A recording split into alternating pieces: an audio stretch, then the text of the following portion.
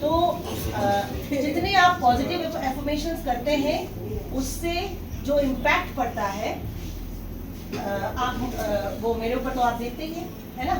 जैसा आप सोचते हैं ना वैसा ही आपकी बॉडी बन जाती है। और मैराथन में पूरा गेम माइंड गेम है। 30 किलोमीटर जिसने भी किया हुआ है वो मैराथन फिनिश तो कर लेता है, जिसने 30 नहीं भी किया हुआ है ना वो भी मैराथन रो पीट के फिनिश तो कर लेता है। लेकिन जो एंजॉय करके करते हैं वो होते हैं तो प्रॉपर ट्रेनिंग करते हैं। मैं बस एक फॉर्मूला बताना चाहती हूँ। एक तो भूल मत जाना, मैं जो भी फुल मैराथन करते हैं उनका वीक का मिनिमम 80 किलोमीटर होना चाहिए और बेस्ट आप कर रहे हो 120 होना चाहिए। मैं अभी कैजुअल रनर्स की बात कर रही हूँ, आप सब उसी दायरे में आते हैं। एलीट रनर्स 200-180 तक पहुंच जाते हैं, बट आपको उनका फिर फास्ट भी तो होता है ना। तो आपको क्या करना है कि टारगेट रखना है कि मेरे 120 पर वीक हो जाने चाहिए। ये है माइलेज आपका। मेरा फोन है बेटा, उसको म्यूट पे लगा दे। 5 पॉइंट्स प्रोग्राम होता है। सबसे पहले आपका bank balance, not for money but for mileage. आपके पास बैंक बैलेंस होगा तो आप मैराथन अच्छा कर पाओगे, आपकी बॉडी आपको थैंक यू बोलेगी और आप एंजॉय करोगे। पहला, सबसे पहला। और वो लॉन्ग रन क्या होता है? 10 किलोमीटर के लिए 10 kilometre once in a week, 1 kilometre के लिए 20 kilometre once in a week, और 42 किलोमीटर मैराथन रनर्स के लिए 30 से 32 किलोमीटर का वंस इन अ वीक। ये एक लॉन्ग रन होता है। और ये कब स्टार्ट करते हैं? जब आपकी 3 महीने बाकी हैं, तो तब से वो माइलेज शुरू हो जाता है। पूरे साल भी कर सकते हैं लेकिन वो कंपलसरी है। तो इसीलिए हमसे कोई बोलते हैं ना हमने अपना पीवी करना है, सबसे पहला क्वेश्चन हम पूछते हैं उससे 9 लॉन्ग रन लगाए हैं? अगर 9 लॉन्ग रन लगाए हैं तो पीवी हो सकता है। Second point, interval training. आज जो हमने आपको कराया ये शॉर्ट इंटरवल ट्रेनिंग कही जाती है। इसी में उस डिस्टेंस को बड़ा करते करते 400 तक पहुंचना होता है। सिर्फ 400 fast 100 slow, 400 fast 100 slow, 200 fast 100 slow, 200 fast 100 slow, 300 fast 100 slow. इसको कहते हैं इंटरवल ट्रेनिंग। इसमें कोई टाइम नहीं देखा जाता। आप कितने की 100 लगा रहे हैं, कितने की 200 लगा रहे हैं, कितने की 400 लगा रहे हैं, वो नहीं। आप ग्रुप में कर रहे हैं तो बेस्ट होता है इंटरवल ट्रेनिंग। जैसे आज हमने किया, हम स्केचेस में करते हैं और इसमें आपको टाइम के हिसाब से करना होता है कि आपने 30 मिनट्स का करना है, 45 मिनट्स का करना है, तो आपका एक इंटरवल ट्रेनिंग ये बहुत ज़रूरी है। दूसरा एक आता है पिरामिड सेशन। वो किस लिए करते हैं?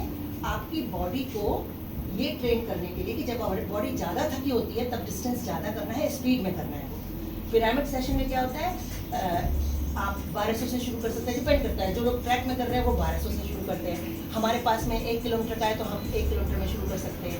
1 किलोमीटर का किया, फिर 600 मीटर का किया, फिर 500 मीटर का किया, फिर 400 का किया, फिर 200 का किया। बॉडी माइंड जो है वो कम कम में आएगा, खुश होता जाएगा। फिर आप थकेंगे।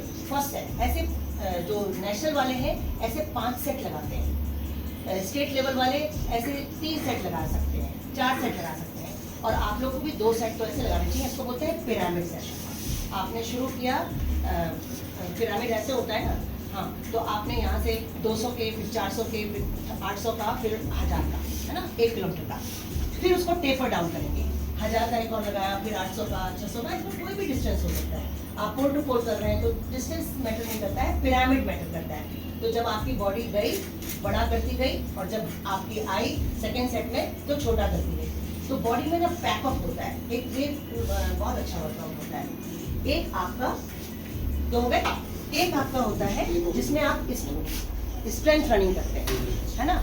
स्ट्रेंथ रनिंग जो करते हैं, मैं सिर्फ स्ट्रेंथ नहीं बोल रही हूँ, क्योंकि वीक में 3 जिम वर्कआउट, ओपन जिम करो या जिम में जाके करो, लेकिन फ्री वेट से नहीं। मैराथन रनर की बात कर रही हूँ। आप फ्री वेट करते हैं तो ठीक है, लेकिन मैराथन रनर्स को फ्री वेट्स करने की जरूरत नहीं है। मल्टी जिम में आपको 3 बार ज़रूर जाना चाहिए, अपने नीज को, अपने चेस्ट को, अपनी पूरी बॉडी को टोन अप करने के लिए। तो वो तो एक अलग है, वो तो शाम को जाना चाहिए। सुबह के वर्कआउट में 7 वर्कआउट बताऊँगी, क्योंकि हम 5 पॉइंट प्रोग्राम है तो वर्कआउट थोड़े ज़्यादा है, इसे डिफ्रेंशिएशन बता दूँगी। फिर एक वर्कआउट होता है आपका जो आप सेमी लॉन्ग रन करते हैं, जो बहुत ज़रूरी है लॉन्ग डिस्टेंस रनर के लिए। सेमी लॉन्ग रन वो होता है जो जैसे फुल मैराथन के लिए होगा तो 23 किलोमीटर्स, 20 किलोमीटर, सेमी हो गया। सेमी में हमेशा मीडियम पेस होती है। जो आपका स्लो था LSD, लॉन्ग स्लो डिस्टेंस, उसमें आपकी पेस क्या होती है 45 second slower than your race pace. आप जितने की रेस पेस करते हैं उससे 45 बहुत मज़ा आता है इसलिए। अच्छा, अगर आप कैलकुलेट करें, आप मैराथन के सपने जो 2 घंटे के मैराथन रनर हो, आप 2 घंटे में 23 किलोमीटर ही कर पाओगे अगर आप सही ढंग से वो करोगे, लॉन्ग रन करोगे। जैसे फुल मैराथन वाले हैं, सपोज करो वो 3 घंटे के हैं, तो आप ये देखना कि 3 घंटे अगर आप दौड़ो, जितने की मैराथन लगानी है उतने घंटे का लॉन्ग रन करना चाहिए, but 45 second slower than your race pace, तो अपने आप हो जाएगा 25 पे ही जाएगा, क्योंकि आप स्लो दौड़ रहे हैं ना 45 सेकेंड।